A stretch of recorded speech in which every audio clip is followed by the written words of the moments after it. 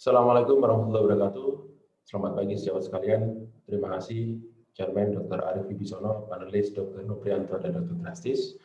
Morning Symposium kali ini izinkan kami mempresentasikan sebuah materi dengan judul Metabolic Approach to Game Changer and Treating Angina yang disponsori oleh Servier.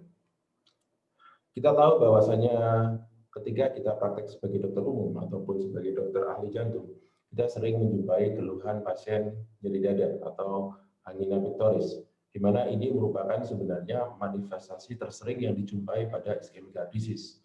Dan umumnya ini mendahului atau ketika diikuti dengan waktu terkait dengan hospitalisasi ataupun mortalitas.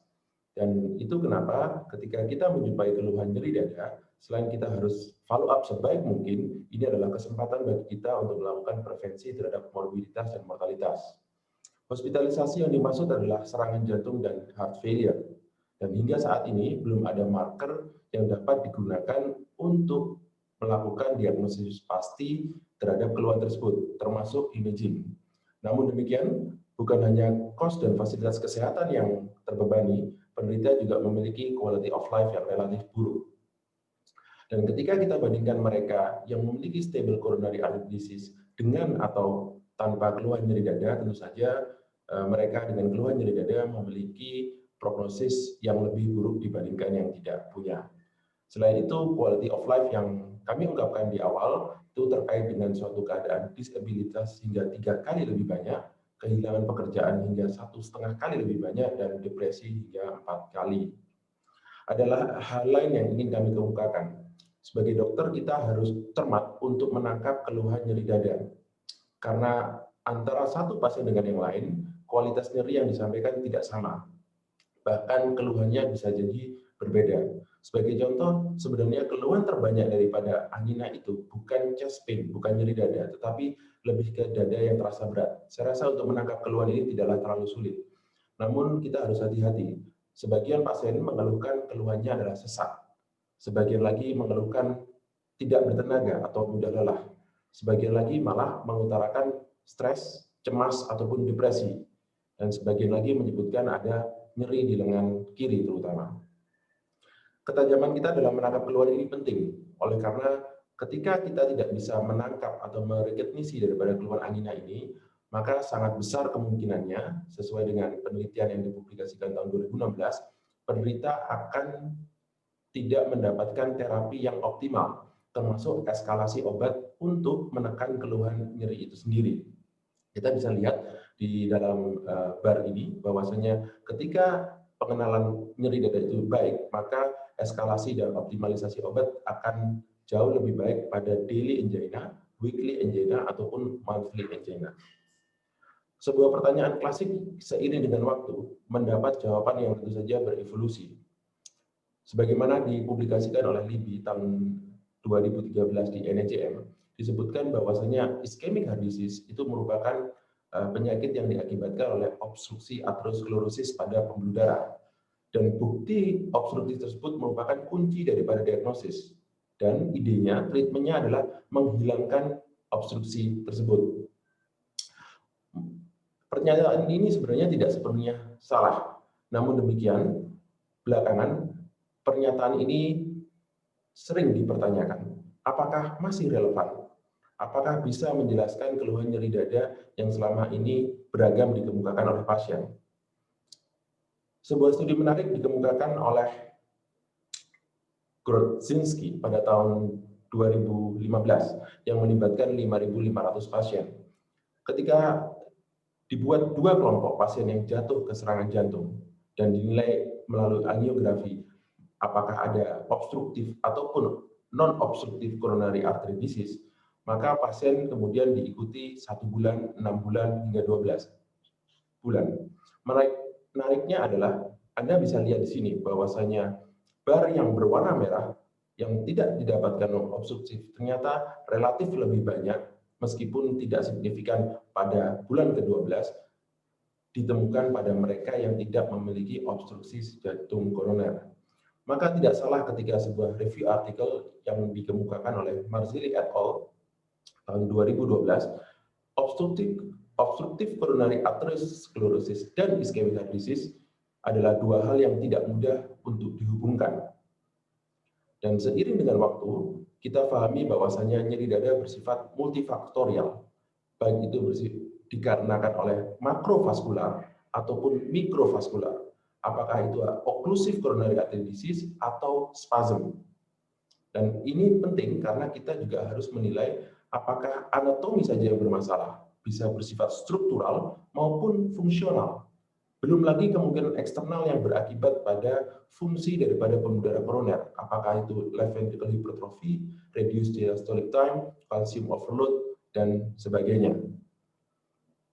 Saat ini berkembang berbagai modalitas diagnostik yang beragam untuk menginvestigasi penyebab daripada chest pain, mulai yang menilai kelainan abnormalitas, apakah itu FFR, CFR, dan lain sebagainya, dan juga yang menilai fungsional abnormality, di mana dilakukan vasomotion test dengan menggunakan asetilkolin. Hal ini tentu saja memberikan suatu konsensus yang disampaikan oleh IAPCI, suatu persatuan dokter intervensi di Eropa.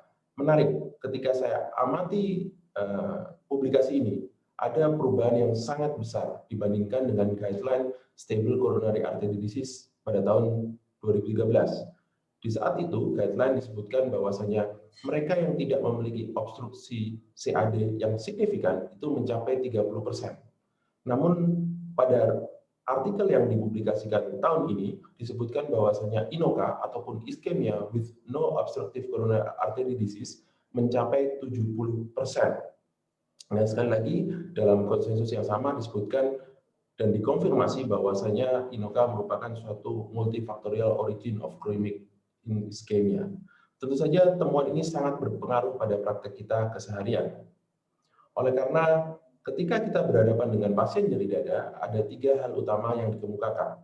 Apakah itu ada proses coronary microvascular dysfunctions, apakah itu ada vasospastic angina, ataupun iskemia yang terkait dengan atherosclerosis, baik itu yang terjadi atherotrombosis maupun ada gangguan antara demand dan supply iskemia. Masalah menjadi lebih kompleks ketika ketiganya dapat terjadi simultan, sehingga secara klinis kita tidak mudah untuk menentukan apakah ini masalah fungsional ataupun struktural, atau bahkan keduanya terjadi bersamaan. Oleh karena itu, Ferraro tahun 2020 mengemukakan ada pendekatan yang lebih mudah untuk merespon keluhan nyeri dada pada seorang pasien. Pertama, tentukan severitas daripada simptom pasien. Kemudian lakukan konfirmasi, terutama dalam hal ini adalah anatomi daripada coronary artery disease pasien, yang disebutkan tentu saja yang sifatnya non-invasif, yaitu CT angiografi. Dan identifikasilah mereka yang high risk features, di mana membutuhkan revascularisasi, apakah itu dengan PCI ataupun CABG, terutama dalam hal ini mereka yang memiliki obstruktif lebih dari 50%, ataupun left main three vessel disease, diabetes dengan iskemik atau iskemik kardiomyopati. Karena tentu saja pengobatan nyeri dada atau anginanya perlu membutuhkan revaskularisasi secara integral. Ketika kita sudah paham bahwasanya multiple mekanisme yang mendasari keluhan nyeri dada itu sudah jelas, maka tentu saja kita harus memberikan treatment secara komprehensif. Kita tidak hanya fokus pada masalah vaskular saja, baik pada large ataupun small, makrovaskular ataupun mikrovaskular, kita juga harus mempertimbangkan tingkat seluler pada miokard. Apakah itu gangguan metabolisme energi, transport oksigen, disfungsi mitokondrial, inflamasi, dan juga produksi daripada ROS. Tabel ini termuat pada guideline 2019. Setidaknya memberikan panduan buat kita bagaimana klinisi dapat memberikan initial treatment dan melakukan eskalasi pada mereka dengan chest pain. Selain ada terapi standar, di sini dikemukakan bahwasanya beta blocker atau CCB, Anda juga perlu mempertimbangkan tinggi tidaknya heart rate. Kemudian apakah ada disfungsi daripada LV, ataupun mungkin malah tensinya turun. Strategi pemilihan ini tetap harus menyesuaikan karakter dan preferensi daripada penderita. Oleh karena personal judgment ini penting. Tidak satu pasien yang sama dengan yang lain. Dan yang tidak kalah menarik adalah bahwasanya sebenarnya ketika pasien datang ke klinik kita mengemukakan nyeri dada, umumnya pasien sudah on treatment. Treatment yang secara tidak langsung sebenarnya sudah ada usaha untuk mencegah ataupun mengurangi nyeri dada tersebut. Apakah penggunaan beta blocker ataupun penggunaan CCB. Sebenarnya ini menjadi pertimbangan kita berikutnya. Apa yang sebaiknya kita pertimbangkan atau kita gunakan untuk mengoptimalkan dan menekan keluhan nyeri dada. Sekali lagi saya sebutkan bahwasanya ketika pasien sudah mendapatkan beta blocker dan CCB, memang masih ada alternatif lain, apakah itu long acting nitrates, ivabradin ataupun revaskularisasi. Namun tidak salah ketika pada saat ini Anda mulai memikirkan penggunaan obat dengan metabolic approach, yaitu trimetasidin yang bekerja langsung pada cardiac cell. Sebagai ilustrasi, dalam jantung yang sehat memperoleh 2/3 energi berasal dari oksidasi daripada free fatty acid. Melalui oksidasi ini, maka diciptakan ATP yang dibutuhkan oleh Krebs cycle dan memberikan ATP yang cukup dan terjadilah contractile function dan basal metabolisme yang optimal pada sel miokard. Di sisi lain juga terjadi suatu glikolisis, namun demikian hal ini tidak dominan. Pada pasien yang memiliki kronik ataupun sustained iskemia, maka menarik, proses free fatty acid oxidation ini menjadi lebih tinggi.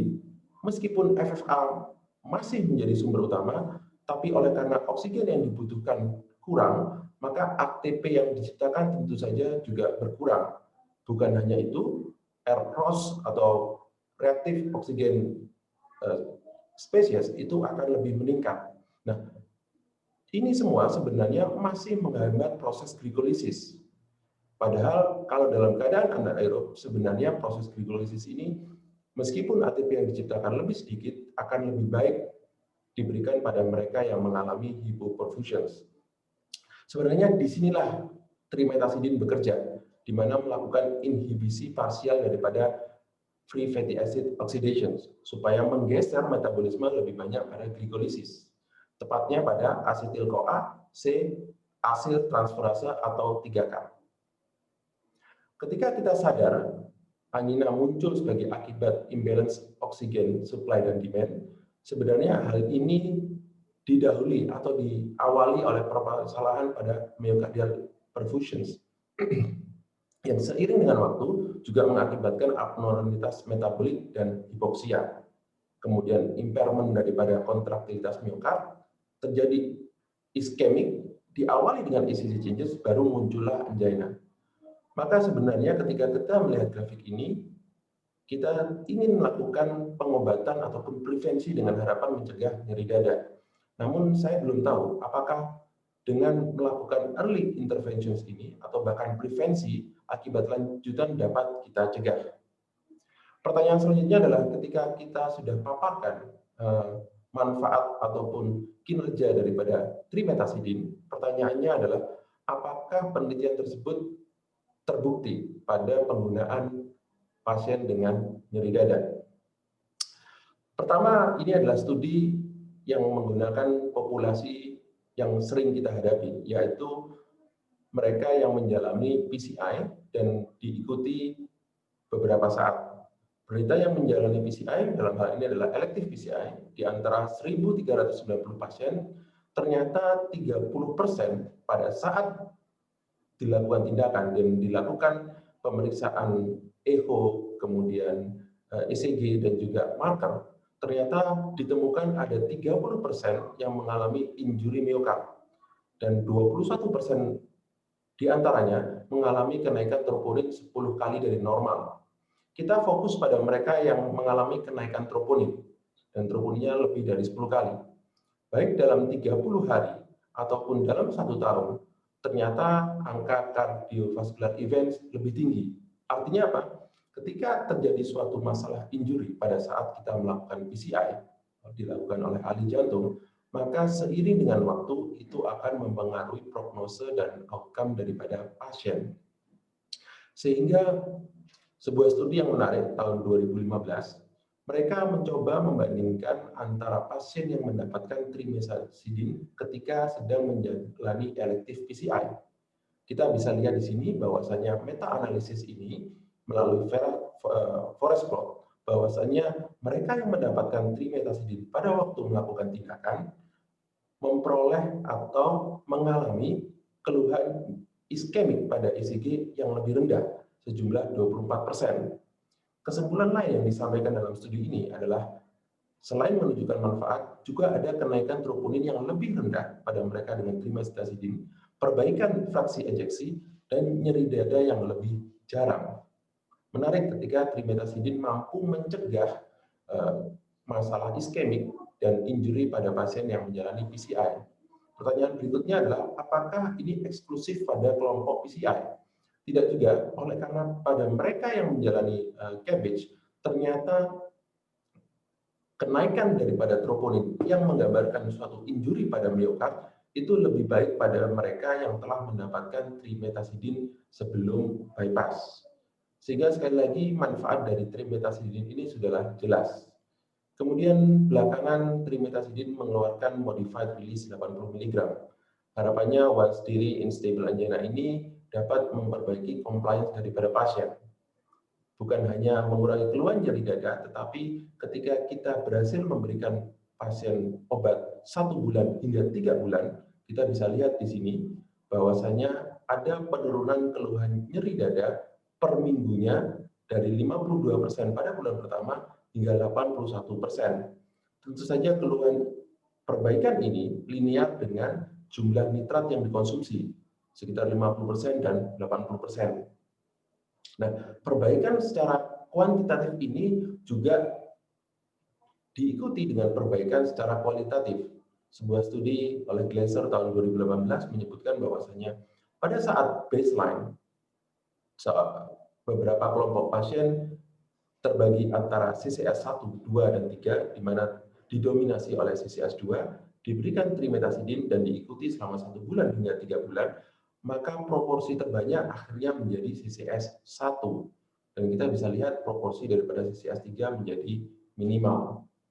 Sekali lagi, ketika akhir daripada apa yang kami harapkan dari pasien, keluhan nyeri dadanya membaik, kemudian lebih jarang mengkonsumsi nitrat, tentu saja yang terakhir adalah apakah ada perbaikan physical activity daripada pasien. Ini yang studi oleh Glaser sama, bahwasanya ketika pasien diikuti selama 3 bulan, maka ada perbaikan aktivitas fungsional daripada si pasien. Tentu saja ini sudah lengkap apa yang kita bisa berikan kepada pasien. Sebagai take home message dari kami adalah chronic coronary syndrome memiliki penyebab yang multifaktorial. Tentu saja ini pendekatannya juga harus multi-target. Dan sekali lagi, tolong jangan diabaikan, berikanlah terapi yang optimal untuk memperbaiki keluhan tersebut. Sehingga kalau Anda mempertimbangkan multi-target approach, juga pertimbangkan obat yang bekerja secara seluler.